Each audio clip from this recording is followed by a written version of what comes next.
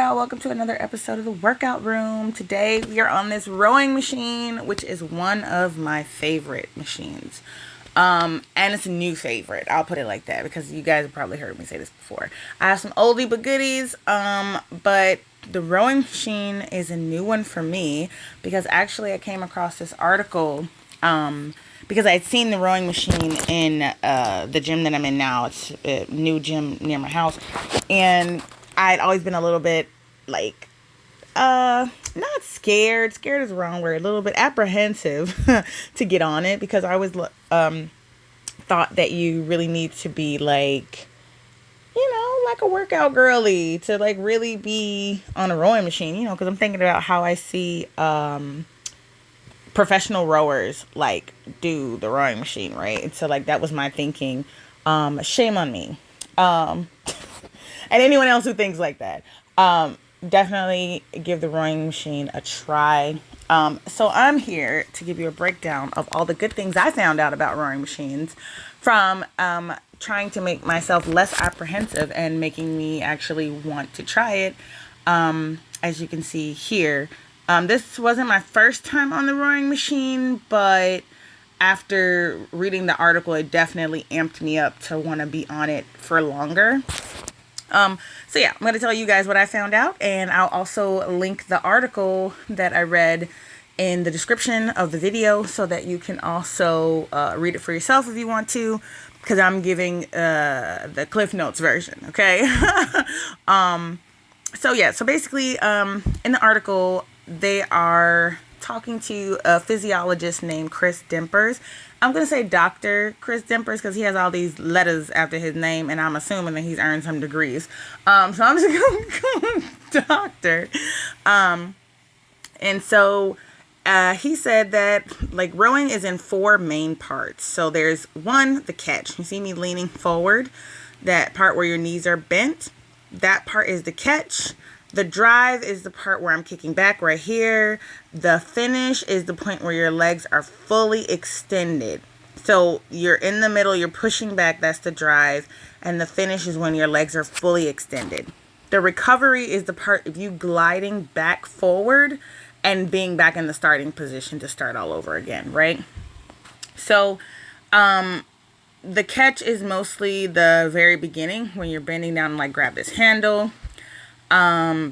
When you're in the drive part, when you're driving your legs back to like kind of kick you backwards, this is using your core muscles, especially like, Dr. Demper says in the article that your core should be engaged the whole time. But especially on that part, I don't really think you have a choice, like based on how you like sit on this machine.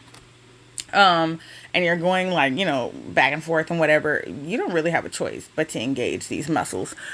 In the finish section, even though your legs are fully extended, you're slightly bent back. I'm not bent back as much just because I don't want to like smack my head. And then, the recovery is, like I said, going back into the beginning motion. Dr. Demper said in the article that this should all be one fluid motion. Like, do you see how I'm just like up, back, like this? It should be a fluid motion. You shouldn't be like, I guess, pausing in the middle at all. It's kind of what it sounded like. So another reason that made me want to get into rowing, even though considering that I'm in Taiwan, I could actually participate in drag a boat rowing, but I heard those people get up super early in the morning and I'm just not, I don't live that kind of life. That's not my ministry. Anyway, but the parts of the body that this machine works is really a big part of the reason that I wanted to input it into my workouts. So rowing has an aerobic and a strength aspect, right? So not only is this getting your heart rate up, it's also building strength over the time that you are using it, especially when you're extending your time. First few times I used this machine, I went from I think it was 3 minutes, and then I went to 5 minutes. And now I'm at about 10 minutes consistently. So, going up slowly but surely. And in that you're building strength and stamina, which I really like. So yeah. So in this as well, your legs, your back, especially like in the drive part where you're kind of like pulling backward, it's especially like your upper back, right? Your core is engaged, your lower back is engaged. If you've ever done those like seated row, like weighted machines, not this one, but the one where you're just sitting still and pulling backwards, is that same muscle group in your back. Is working out your obliques, working out your glutes and hamstrings, all in this workout. And as I was reading this article, I was like, yo, booty get a workout. And then I watched me doing this and I was like, oh, yeah, you right. You are right. And so also along with that, getting this full body workout and, aerobic exercise and all this stuff, some of the health benefits that he mentioned specifically, one, he says really good for burning calories. I agree because I was freaking sweaty after this. So it helps with burning calories and, helping you maintain whatever like weight you're looking for as well. Obviously not by itself. Eating goes along with that, guys. Two, he said it's considered low impact but high cardio, which is obviously helping with those calories, right? Three, he said it improves your range of motion. Four, it improves your posture, your balance, and coordination.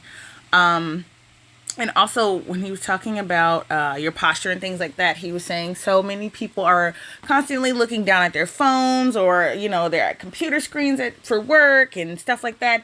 And he was like, a lot of people, as they get older, they start getting these like jacked up postures. And so this is something to help combat that. Which, thank you. Five, he said it helps to reduce stress because of the repetitive motion of the rowing. He said some people find it helpful to like imagine themselves like on a lake, or somewhere serene, like, especially I guess if you're listening to, like calming music or, something like that, I guess that would also help you. And six, he's like, it's an accessible exercise for most people. And that also makes this beginner friendly. So I will put that in the description as well, that this is an exercise that is beginner friendly. And he says it's accessible for most. So I think it's one of those things where it doesn't even matter about like what size you currently are. I will say, the machines that I've been on, I got hips and booty. And let me tell you, if you got a lot of that, you may not be able to be on it for very long, or you might need like a pillow or something under you. Only because I just know that it can get uncomfortable after a little bit of sitting on it. So I think that would also kind of affect the length of time that you do, depending on like how heavy you are, or if you're very hippie, or you got a lot of booty and whatever. Do what you can do. Right? But it is accessible, and I think it's something that should be incorporated into people's workouts, especially say you don't have access to a treadmill or something like that. This will still get your heart rate up, which we know is good for our overall health as we get older. Remember to set realistic workout goals, because when I first sat down on here, I was like, I'm gonna do 25 minutes. I did not do 25 minutes. I did 3. And it took me a few tries to get up to 10, because it is a repetitive motion. But also remember that like if your body isn't used to this repetitive motion, that can kind of mess you up. So you got to be careful, like especially with the reaching forward part and all of that. Yeah. But yeah. So anyway, I'm going to fast forward through the rest of this for you guys. And yeah, I will see you guys next week for another episode of the Workout Room. Probably from my same gym, but I'm not sure. But anyway, I'm going to see y'all from a gym somewhere in the world. Okay, bye. Remember, be kind to yourself and do what you can do. See you next week.